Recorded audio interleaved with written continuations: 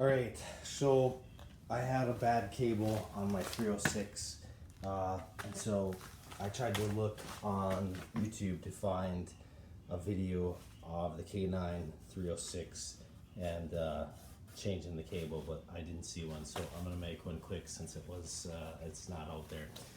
So basically, you just take out all these screws on the perimeter of the machine, and then these two over here. They're not held on in place, but these other ones have a little washer essentially that holds them in place. And then once you take that cover off, you just unplug that cable and then just kind of set that off to the side. And then the next step is pretty easy. Is you just take off these bolts here, here, here, here, and there. So the ones, except these ones on the four on the outside will be longer than the two right here. Those are just small. These two just like bite onto the sheathing.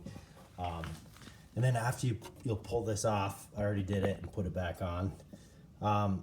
You'll take this pin out, and there's a little C-clip. It's a little hard to see. I don't think you're gonna be able to see it on here, and it's not easy to record and talk at the same time apparently, but anyways, there's a C-clip right there. You pull that off, then push the pin out, and that'll allow you to pull this metal bracket or jacket or whatever you want to call it off, and then you just pull the old cable off, throw it to the side, put your new cable, and there's only really one way that you can wind it up.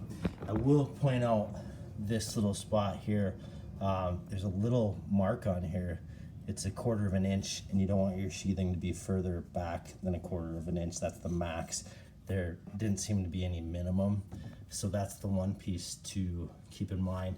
And then obviously you just do the reverse. You put your key back in, and then put that little clip on, and put the cover back on after you clip the power basically into the motor. And that's pretty much as simple as it is. Apologize for the video. Holding and talking probably isn't the best way to do something.